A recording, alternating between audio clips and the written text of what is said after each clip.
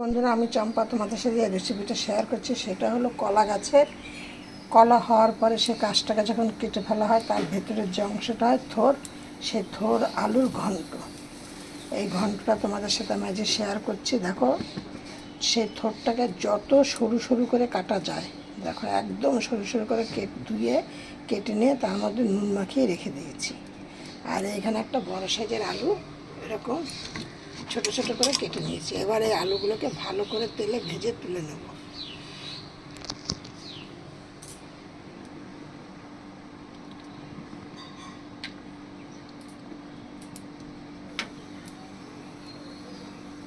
আমার আলুগুলো লাল লাল করে ভাজা হয়ে গেছে। এবার আমি আলুগুলোকে তুলে নিচ্ছি।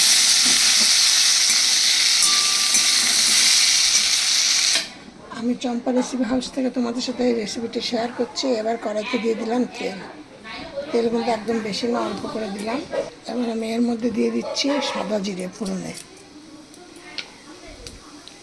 তারপরে দিয়ে দিলাম একটা শুকনো লঙ্কা, দুটো তেজপাতা।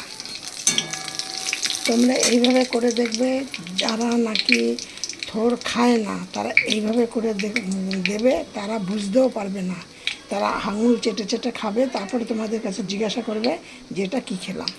এর মধ্যে দিয়ে দিলাম দারচিনি, 4টে এলাচ একটু থেতো করে ফোড়নে দিয়ে দিলাম। এবার একটা সুন্দর গন্ধ বেরোনোর পরে এটা যখন হয়ে যাবে,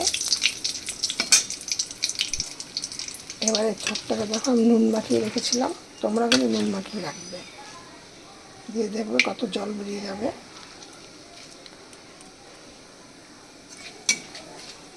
এবার গ্যাসটাকে লো করে দিলাম। ফোড়নটা কিন্তু আমার হয়ে গেছে, সুন্দর একটা মানে টেস্টি কি গন্ধ বেরিয়ে গেছে। এবার আমি এর মধ্যে এই দেখো কত জল বেরোচ্ছে।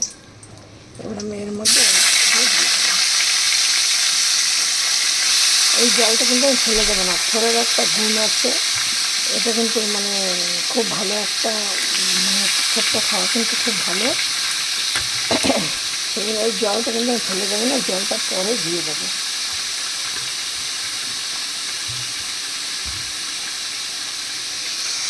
এবার এটাকে নাড়াচাড়া করবো।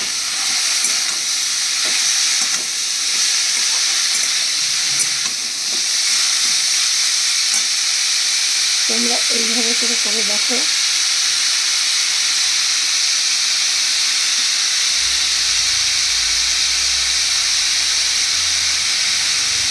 এগুলো খুব একটা ঝাল দেবে না,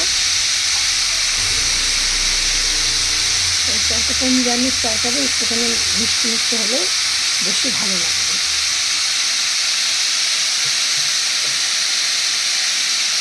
অনেকটা তরকারি বললাম, কিন্তু এখানে 4টে লঙ্কা, 2টো লঙ্কা ফাটিয়ে দিলাম আর 2টো লঙ্কা গোটা দিয়ে দিলাম।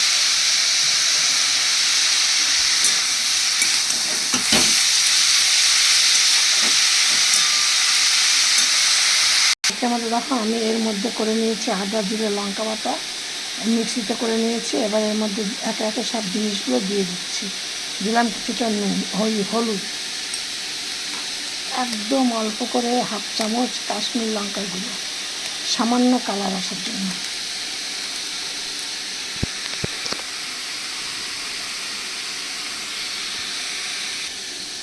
এখন আমি দিয়ে দিলাম এর মধ্যে কিছুটা চিনি, 1 চামচ। চিনিটা তোমরা বুঝে দেবে কে কেমন খাবে সেই অনুযায়ী, কেন নিরামিষ তরকারি একটু মিষ্টি মিষ্টি হলেই ভালো লাগে খেতে।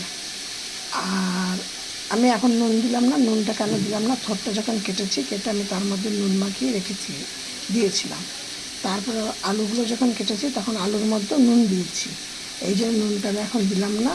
এর মধ্যে আমি দিয়ে দিলাম সব একে একে হলুদ, তারপরে কাশ্মীর লঙ্কার গুঁড়ো, এখানে আছে আদা জিরে লঙ্কা বাটা, সব একবার বলেছি, আমি আবার তোমাদের সাথে শেয়ার করছি। এগুলো সব আমি এর মধ্যে দিয়ে, আমার এই থোরটা যখন ভাজা ভাজা হয়ে আসবে আমি তখন আবার এগুলো এর মধ্যে দিয়ে দেবো।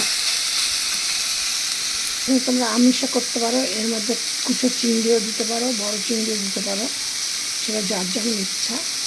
এবার আমি এর মধ্যে দিয়ে দিলাম এই যে যেটি মশলাটা তোমাকে দেখালাম, সেই মশলাটা দিয়ে দিলাম। এর মধ্যে আর একটুখানি জল দিলাম।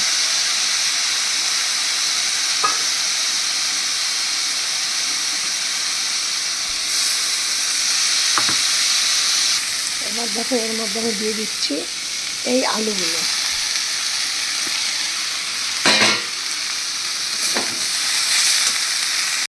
এই মশলাটা আমার ভালো করে কষানো হয়ে গেছে দেখো। এবার আমি এর মধ্যে দিয়ে দিচ্ছি জল।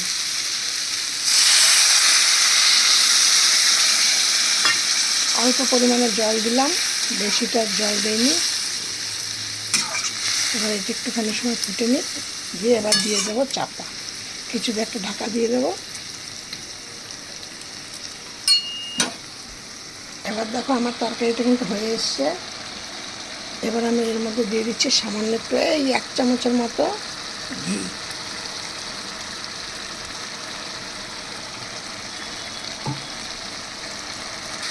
এবার আমি নামিয়ে দিচ্ছি। আমার এটা হয়ে গেছে রেসিপিটা। তোমরা এইটা কিন্তু গরম ভাতেও খেতে পারো, প্লাস এমনি বাটি করেও তোমরা খেলে। আবার সব থেকে বড়ো কথা হলো এটা পরোটা দিয়ে খেতে হেভি হবে। তোমরা এইভাবে করে বানিয়ে খেয়ে দেখো রেসিপিটা, খেয়ে আমাকে কমেন্টে বলবে যে কেমন খেলে। আর একটা করে নতুন বন্ধুদের বলছি একটা করে সাবস্ক্রাইব করে দিও। আমি চম্পা রেসিপি হাউস থেকে তোমাদের সাথে রেসিপিটি শেয়ার করলাম। আর একটুখানি তোমরা সবার মধ্যে তোমাদের আত্মীয় স্বজন বন্ধু বান্ধবের মধ্যে একটু শেয়ার করে দিও, যাতে আমি নিত্য নতুন এরকম রেসিপি ছাড়ি দ্বিতীয়বেলায় ওই 6টা থেকে 6:30টার মধ্যে, যাতে এই রেসিপিটি তাদের মোবাইল স্ক্রিনে যায়, তারা যাতে দেখতে পায়। আমার চ্যানেলটি একদম নতুন, তোমরা এই চ্যানেলটি দেখে রেসিপিটি দেখে একটা করে লাইক করো। সব ভিডিও মতো বলছি, তোমরা সবাই ভালো থাকো, সুস্থ থাকো। নেক্সট ভিডিও আবার অন্য কিছু রেসিপি নিয়ে তোমাদের সাথে হাজির হবে।